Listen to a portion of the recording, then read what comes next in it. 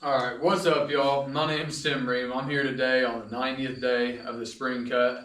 Gonna be doing back today. Nothing's really gonna change. I am going to make it a point to start throwing some extra different exercises in here just to keep it fresh and mix it up a little bit.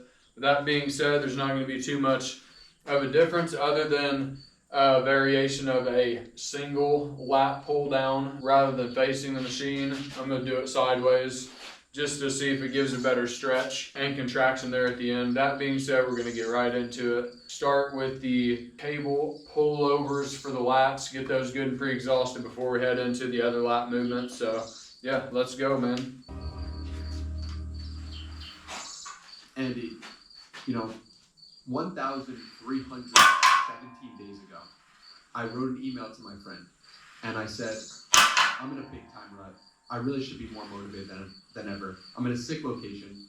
I've done some stuff, but not everything I want to. The truth is, I have no idea why I just don't feel like doing anything except going to the gym. It's so weird. I know I should be grateful for my life, but I'm not. And in many respects, I just don't care about doing anything anymore. I feel like a bitch. And I wrote that. And 9 days later, I start 75 hard. By the end of that program, I was able to do things for the first time in my life that I said I was going to do. That's what's up.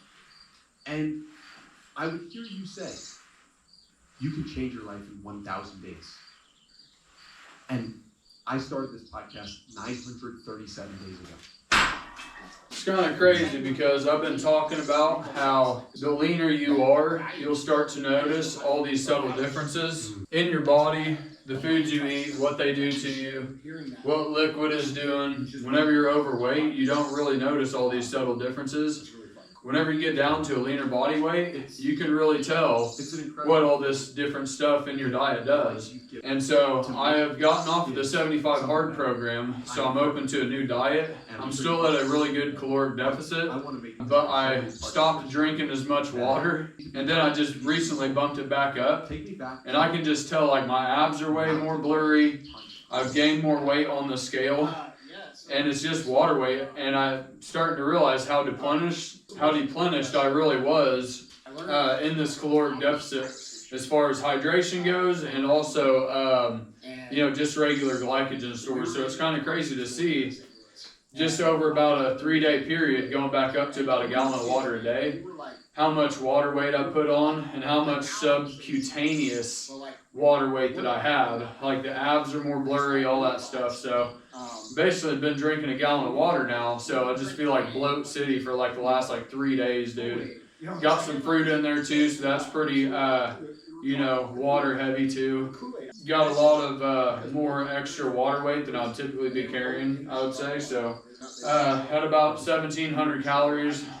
So I'm at anywhere from about 750 to 1,000 calorie deficit right now. So I'm gonna take this out for about 2 more months. Should lose around anywhere from 16 to about 21 pounds.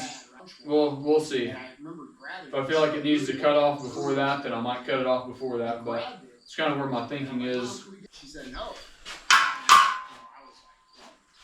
I'm getting this amount every punch, right? So I stole it and went home, and I obviously didn't think this through very well because I couldn't make my own Kool-Aid, right? So I went to my mom. I'm like, Mom, will you make me this Kool-Aid? And she saw what I did. And, I got my ass whooped because that's what my parents did. And after that, I was forced to take it back to the store and return it. And the lesson there was do the right thing, and she never let me forget. And so when people say, what's the most important lesson that I've ever learned? I'd say that lesson above everything, above the skills of discipline and how to create momentum and these other things. So that, and I also think that it's an energy goal, right? I think when you intend to do the right thing, even if you don't always succeed at it, I think that counts for something. And when you have good intentions for people, good intentions for other people that you don't know, I believe that the universe rewards that back with good things that happen to us. And my life is a perfect example. Because, dude, I've created some pretty amazing stuff at a fairly young age. I know I got some grays now, but I'm 43. It's not like I'm 143, right? And I built companies that are worth 10 figures, and It was very, very crazy how whenever I was overweight, the kind of stories that I would have to tell myself to be okay with it. Because whenever I started this whole 75 hard and the spring cut, like I thought I was in a little better shape than I was. And as I was going through it, looking at the footage, I kind of thought I was, but now that I've gotten down to a leaner body mass and I look back at those videos, I'm like, damn, dude.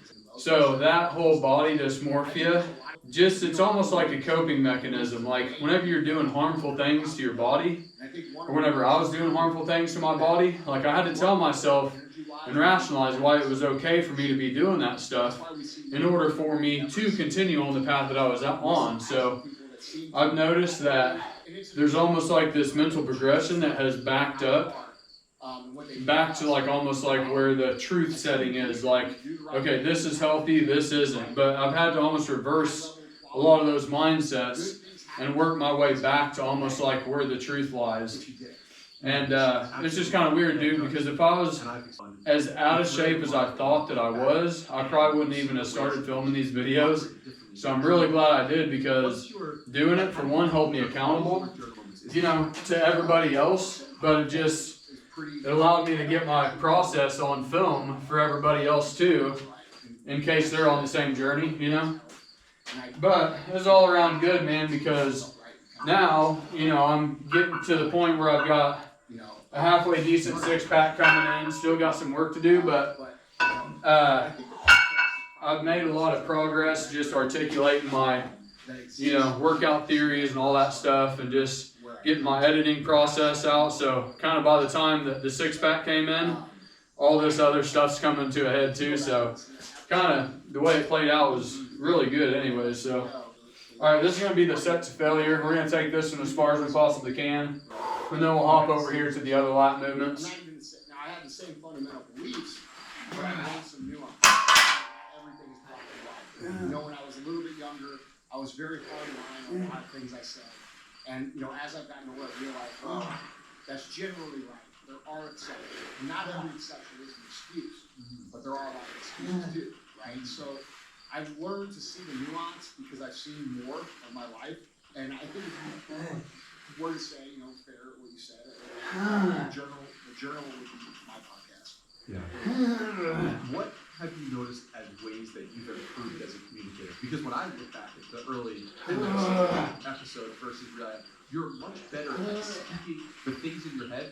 It's much more clear, succinct, and better. Alright. The weight's heavy. It's starting to pull me off my feet. As my body weight drops too, obviously don't have as much of a counterweight leaning back as I do the weight in the front of the stack. I've had to decrease that weight in the stack. When you're trying to stabilize the movement and go to failure at the same time, probably not the most efficient.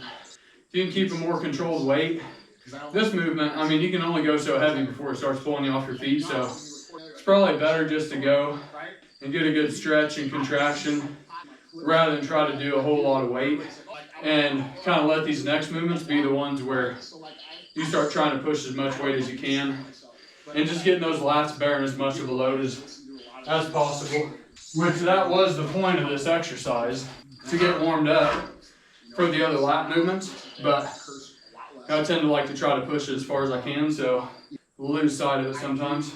I'm going to go to close grip, palms up, pull down. Like I said, the variations and the progression of the workout is going to pretty much stay the same except for one thing. Still taking my time with enough warm-up sets, making sure I got some good warm-up sets and feeler sets before I get into those heavy sets.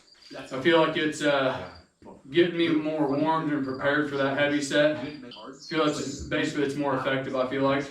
Which you're forced to do when you say, I'm going to do this 10 paces, I'm going to do this workout, you're doing that every day, your actions are aligned with your words, and then when you speak, it is with more conviction because you believe your own words. That's a great point, dude. That's a great point. Caught me slipping there, because that's a really good point. It gives, now that you point that out, I would say that did a lot for me, because I live that life all the time, pretty much, right? Like, I'm doing Live Hard every year, until I die. And you're right about that. No, it's been so long. And one thing about this movement, I've actually stumbled across what would technically be the proper form for this movement, and a lot of the back movements really, but basically if you was on stage and you was trying to flex, say, that Christmas tree, you would have your back arched, right, at the top. So it's kind of throwing those shoulder blades back a little bit. And whenever you do that, the lats are catching a little bit more of the load. So trying to implement that into my training.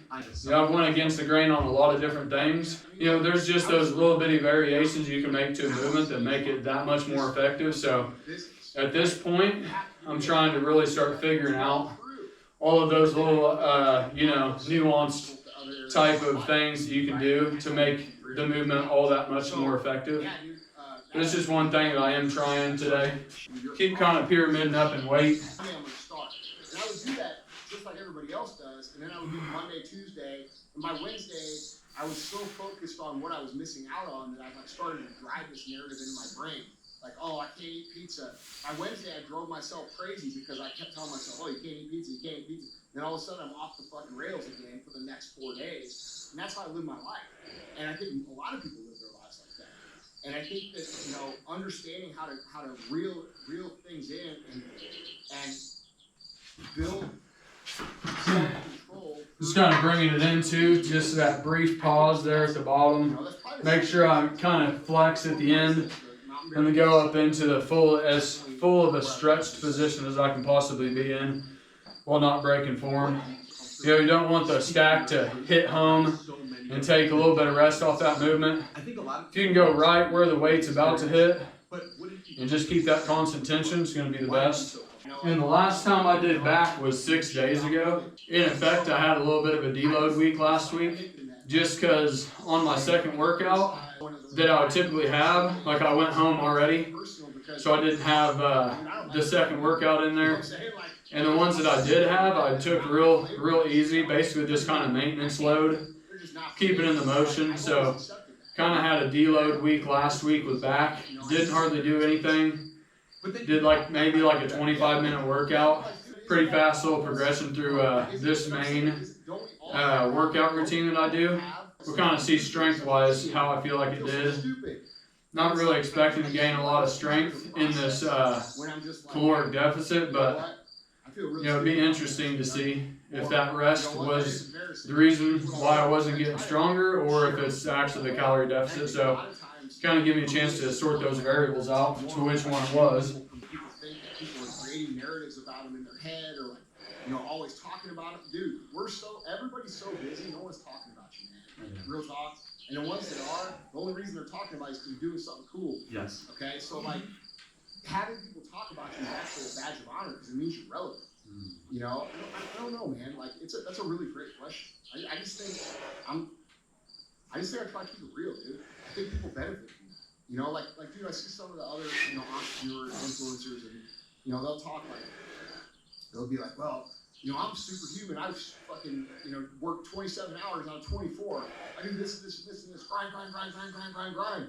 And I'm like, fuck you. Like, you know how demoralizing that is to like the average person who doesn't have that ability to execute and work that hard or hasn't developed it yet? It's completely demoralizing because these people are choosing to. Which, by the way, they don't actually. Okay. Yeah, definitely did feel stronger on that movement.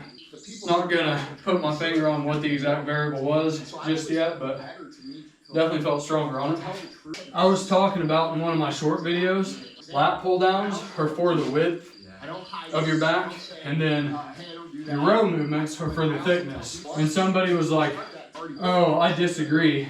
And they're like, if you lean back, while you're doing the lat movements, then that can build thickness too. Like, dude, what I'm doing here in these videos is just sharing a lot of bare bones baseline fundamentals. Technically, the rows are for thickness and the lat pull downs are for width. Once you start getting more advanced, playing with different grips, playing with the movement a little bit more, yes, you can start doing lat pull downs to target maybe the thickness of your back. But in general, relative terms, rows are for thickness, pull downs are for the width. And if you can grasp those as a beginner, and you start knowing, okay, that's why they're structured the way they are, then you can go from there and start experimenting with different grips and different ranges of motion. I'm just trying to get the fundamentals into people's heads, get back to the fundamentals and build the base from there. You know, trying to get a little too technical in the comments, but like that's really my audience. I don't know who my audience is really. It's from like 18 to like 54 or something. But I'm really just trying to drill the fundamentals. That those are always the thing you revert back to, and let's start building concepts off of the fundamentals that are basically the baseline, you know, principles of what we do, and go from there. Sometimes we'll get too technical, but once you get technical, it's like, okay, just revert back to, you know, the fundamentals. If you keep the fundamentals all the way through, then I feel like it's just gonna, you'll never get off track, is what I'm saying. But through making them realize that they are actually in control of their environment. Most people believe that they are not in control of their environment. This is simply untrue. Because when we look at the actions that we take that actually affect our lives, or the circumstances that happen in society that actually affect our lives, the circle is very tiny. It's very small right around us as individuals. Who we spend our time with, what food we consume, how we move, the information we consume. And in this bulk phase I'm going to be going into, I want to start throwing probably some shrugs in there and deadlift. So do I throw the deadlift in there on a back day, or do I throw the deadlift in there on a leg day? You know, it's already a lot of volume that I'm doing. And since I'm going to be bulking and looking to do more strength movements, and that's just going to be that much more increased stress I'm putting on my system and recovery ability. So kind of going to have to stagger and experiment with a lot of the movements that I'm going to throw in on my bulk phase, just to make sure that they're spaced out, rest-wise, and all that shit. Is that important right now? I don't know, I'm just thinking out loud, but I definitely got a lot of volume going already on back, so, you know, if I'm doing I think that would be a good back thing, you know, deadlift, but you know, it might be good just to do on like a shoulder day where it's not on leg day or on back day, it's on a random day where I can actually get the most out of that movement, rather than, you know, doing an entire workout and then having to throw that intense, really demanding exercise in there. So through our like the superior enlightenment level of live hard 75 hard is realizing that even when you're out of control, all you have to do is recognize that you're out of control, and you can get right back in control very quickly. And so you actually learn to self-audit your direction and control your life. And like, dude, it's powerful stuff. And a lot of people, you know, and this is why I get so pissed off. People are like, oh, it's for fucking weight loss, or it's a fitness challenge. Dude, you have no idea what I'm talking about. It's a mental realignment on how to truly navigate and win at life. When you Alright, this is the movement that I was saying is going to be kind of variation. I was doing this one arm movement, kind of to the side. Then I started facing it, right, the rack. This time, I'm going to be trying to pull down from the top, but more of a side position to give that lat more of a stretch at the end. Whether it's going to be good for this machine, I don't know just yet. We're about to try it, but I definitely want to try because I'm starting to find out that it's one thing to be in the contracted squeeze position, but I feel like a lot of the movements that I do now, if I can get a good stretch in all of the movements, whether it's bicep or the tricep with it all the way up and the tricep stretch in the back, I feel like that's what actually engages a lot of the burn and the pump and really gets it like, oh shit, this is, I don't know, for some reason that stretch position is what really does it for me. Now I actually think there is science behind that. I don't know, I'm just kind of going by feel, and I feel like I get the best, I feel like it introduces the burn and more of effectiveness in that stretch position. It's not going to be a day, right? It's going to be some time. But you're still able to close these time periods of loss and failure and staying in the mud to basically nothing. And that gives you so much more time to be progressing, which ultimately is the gap between you and everybody else and how they live. Yeah, and there's no better example of that than your shoulders, right? Probably get a different bar on here. I guess so. You know, it's How's that going? It's going good. You know, I'm still dealing with it. It's been I injured it in September of 21, full tear of the labrum, the bicep tendon, and also cephalospinatus. Pretty serious shoulder injury. Took me 4 or 5 months to be able to put my hand over my head, and then you know, I lost my entire physique that I worked very hard to get because I couldn't train. I did what I could, but I mean, it was very minimal what I could do.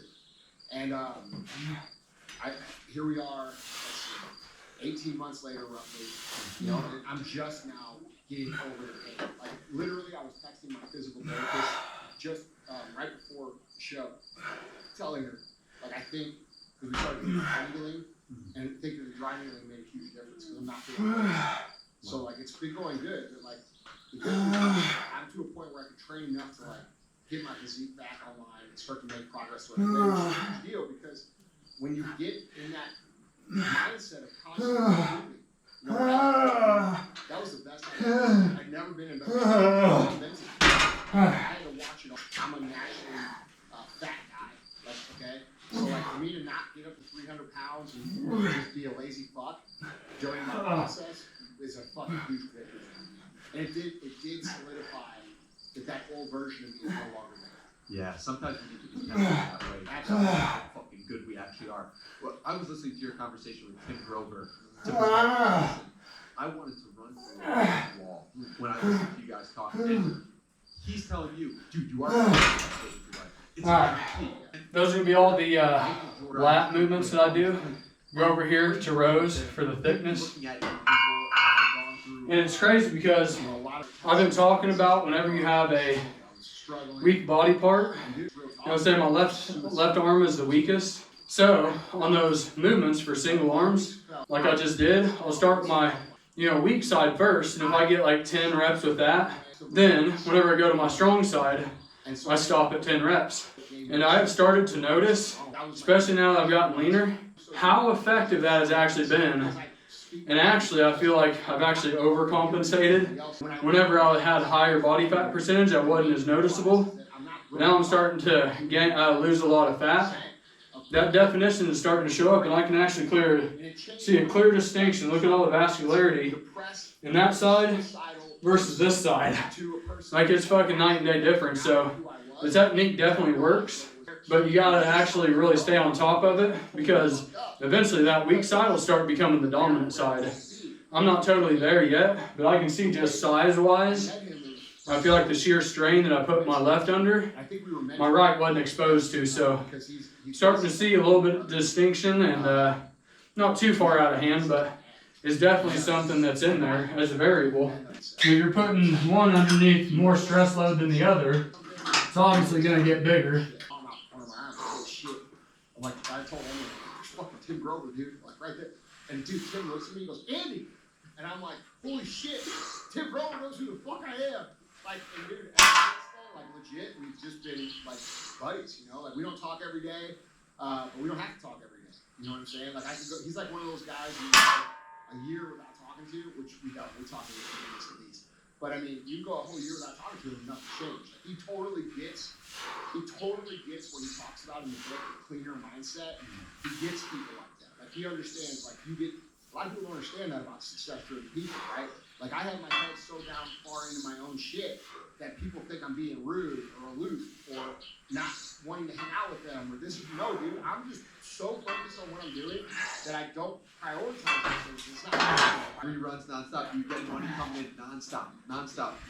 But you're actually, why does that happen? Why does it happen when we do the best sometimes, we feel the worst? I think it's because when we're experiencing the best results that we're experiencing, we're actually experiencing the results of actions that took place 30, 60, 90, 120 days ago, and now we're not doing those actions that got us the result. So the results come. If you guys have been following along at all on any of the long form or the short form videos like the shorts, then you'll know that I'm all about kind of challenging the industry and their standards and what they lay down as the best workout programs. A lot of the workout programs that are passed down to you in the magazines, online, are literally by bodybuilders who take so much steroids that they can handle that sort of intense workouts. But for a natural, you just can't handle them. So it's almost like the industry is designed to keep you overtrained and not growing. Because then if you're not seeing the gains that you need or want, then you'll start using their supplements, their vitamins, and then they can come in with what's the cure, the creatine, all this bullshit. And I really suggest challenging the industry standards. They say do exercises this way, take these supplements, do this, and you can look like the champs. But the thing is, like, dude, especially on like supplementation, I'm telling you right now, whenever I was taking a lot of protein, a lot of creatine, all the vitamins, the fish oils, all that shit, my anxiety used to be on like I'd be walking around at like a 7 or an 8.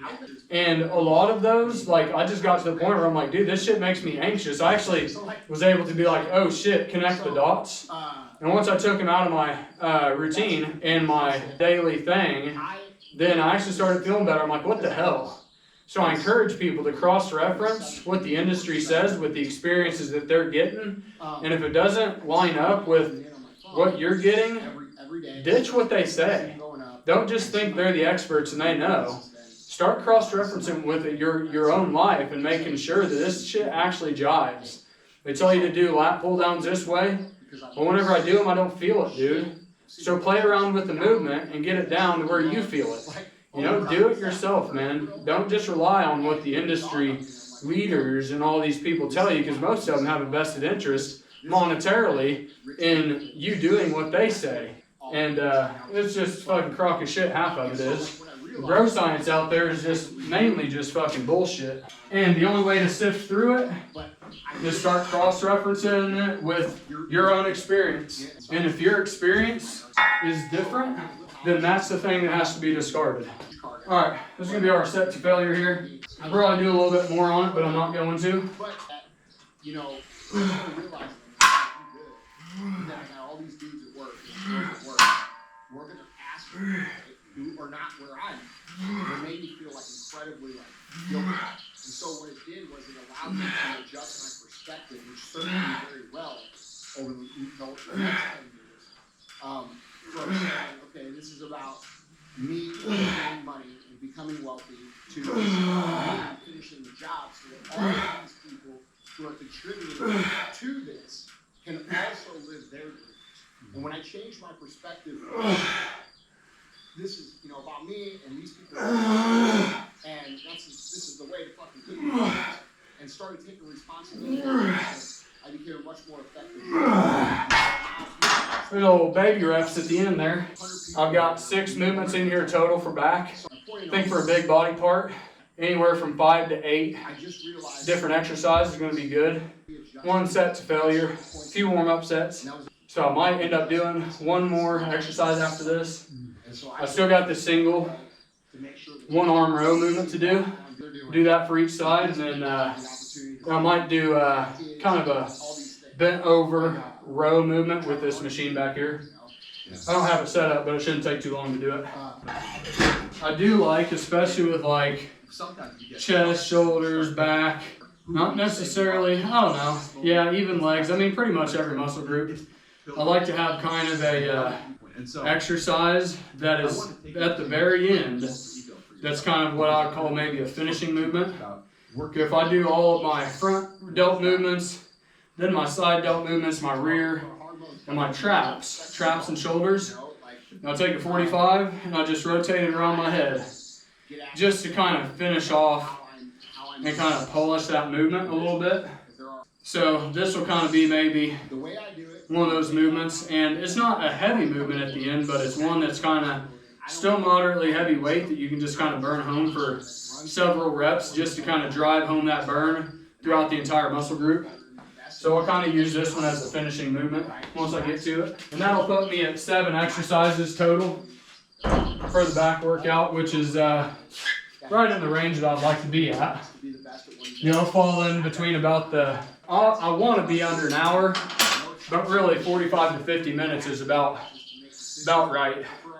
I like being able to say, yeah, I worked out 4 times a week for 50 minutes apiece, And that's how I got this fucking jacked.